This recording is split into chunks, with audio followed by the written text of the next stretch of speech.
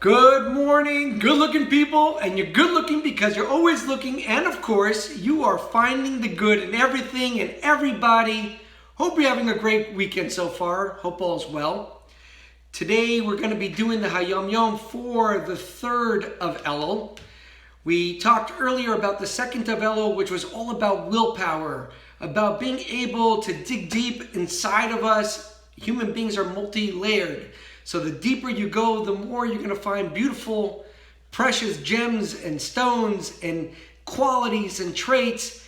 And not only that, when you're looking at somebody, you're going to dig deeper as well to see their good qualities and good traits. And having that is going to create this positivity and a good energy, which will lead into today's Hayom Yom, which is all about Hashgacha Pratis, divine providence.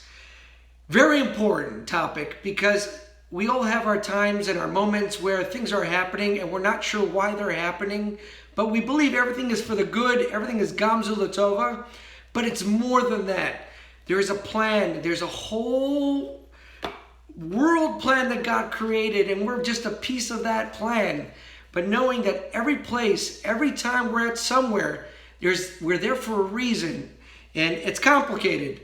You know, my kids will always tell you when I'm in my car and I take a wrong turn, I'll pull over and I say the phrase, Torah tziva lanu Moshe Marasha Kilas Yaakov. They look at me like I'm crazy and they'll say, "What are you doing, Dad?" And I'll say, "I don't know why we're here. I wasn't planning to be at this location or this area, but we're here for a reason. So we might as well say a Jewish phrase, something to bring some holiness into this area." This concept is called birurim, which is purifying the sparks. And today's Hayom Yom is all about Hashgacha Pratis, how the soul comes down here and the mission of purifying these sparks, and how it's a two-way street. How we are here to transform and purify atmospheres, and the soul is excited as well to get down here as well and to purify the atmosphere. Let's read the Hayom Yom, and then I'll give you a little bit of background, and then there's a nice gematria at the end. So for the Hayom Yom of 3rd of Elul, please remember that we're adding 3 extra Tehillim every day. So for the 3rd of Elul, it's going to be 7, 8, and 9. A person who believes in divine providence knows that the steps of man are made firm by God. A person goes to a particular place because his soul must refine and perfect something there. For hundreds of years, or even from the beginning of creation, the object that must be refined or rectified waits for the soul to come and do that task.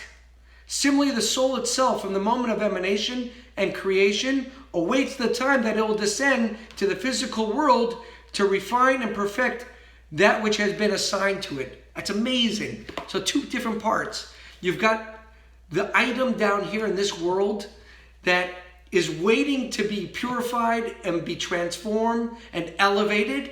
And at the same time, the soul, from the beginning of time, just like this object, from the beginning of time, is waiting to have that opportunity to be involved in that particular item.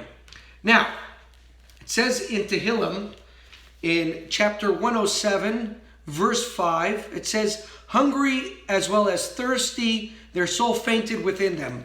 What does that mean? Literally, the meaning is that when people are hungry and thirsty, their soul is waiting. But the Baal Shem Tov says we got to look deeper. That just because a person is hungry and thirsty and the food is sitting in front of them and the drink is sitting in front of them to make a bracha, it's deeper than that. It's that the soul has a mission to elevate this item so that the next time that we have something material in front of us, it doesn't make a difference. It could be food, it could be drink, it could be homes, it could be physical objects.